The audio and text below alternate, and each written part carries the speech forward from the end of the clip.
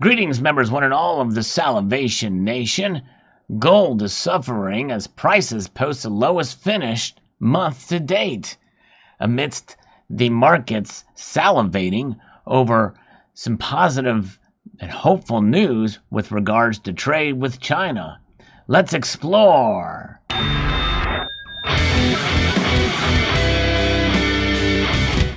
This article comes to us from Market Watch.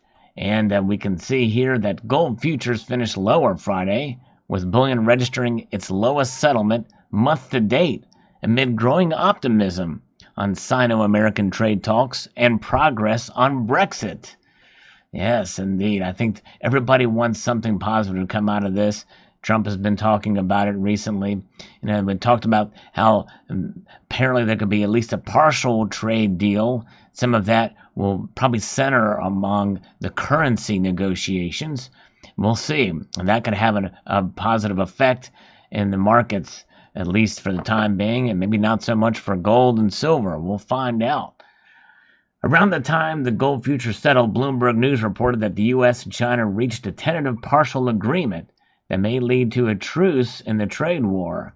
As part of the pact, China would agree to some agricultural concessions, while the U.S. would provide some relief on tariffs, the report said. Gold futures showed little bearish reaction to the news at the settlement, with prices for the Haven metal off the day's worst levels. December gold and COMEX fell $12.20 or 0.8% to settle at $1,488.70 an ounce, falling further below the psychologically significant level at $1,500, but ending above the day's low of $1,478.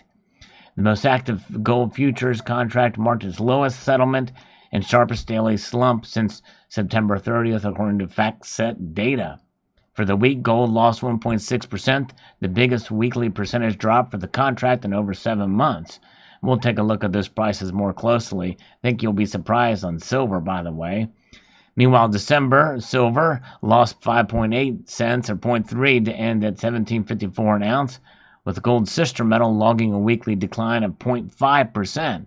So gold it looks like a little bit more, but we'll see. It's a little bit different what the charts say as of right now. The markets were buoyant after Donald Trump offered an upbeat assessment of the talks, and he said he would meet with China Vice Premier Liu He on Friday, the final day of the most recent round of high-level trade discussions. Gold just needs to withstand the market relief that comes from a mini-trade deal, said Edward Moya, senior market analyst at Oanada. Gold prices should regain footing next week as investors probably scrutinize the Band-Aid trade solution, he said in a daily note.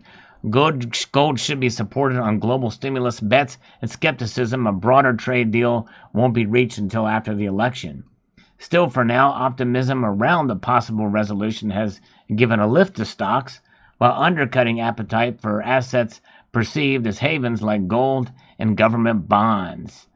The Dow Jones was up 1.21%, and the S&P 500 was up 1.09%. Both climbed in Friday action.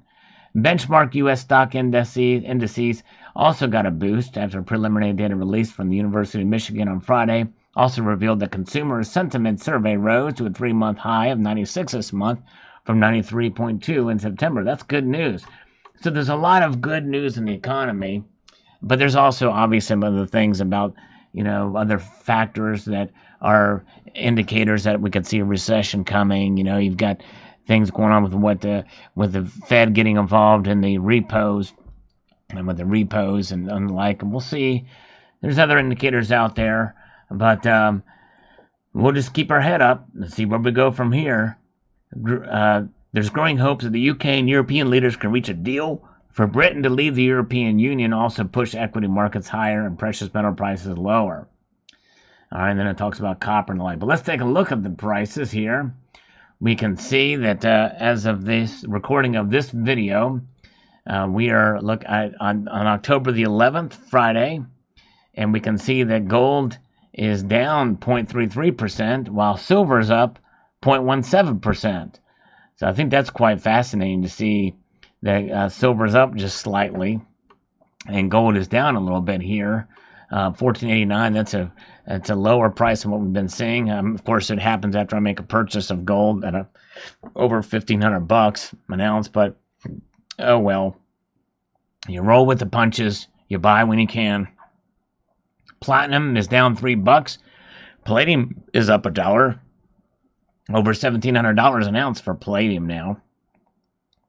And rhodium is up $100. Wow. Rhodium was a big mover today, $5,300. Amazing. To think that metal was trading under $1,000 not too long ago. So there you go. That's where things stand with the markets this day, and I think that we're going to see things happen. I kind of do agree with the sentiment. Once things settle down with trade, what will that do? Will other fears come into play? Because I think the markets do react on fear, and one fear may replace the other, and we could see the precious metals continue to go up. But at the same time, remember what I said earlier, I'm not as bullish on silver now. That flat floor of $17 is holding on. But until we see the physical demand in terms of what's known as investment or bullion, coins, rounds, and bars, that side of it pick up, all bets are off as to where the ratio could go. I'd like to see that ratio tighten up. But I think in order for it to do it, I'm going to need to see more demand on the investment side, what they call the investment side. So there you have it. Post your thoughts below. I'd like to extend a multitude of gratitude to you all for watching and encourage you to please rate, share, comment, and subscribe.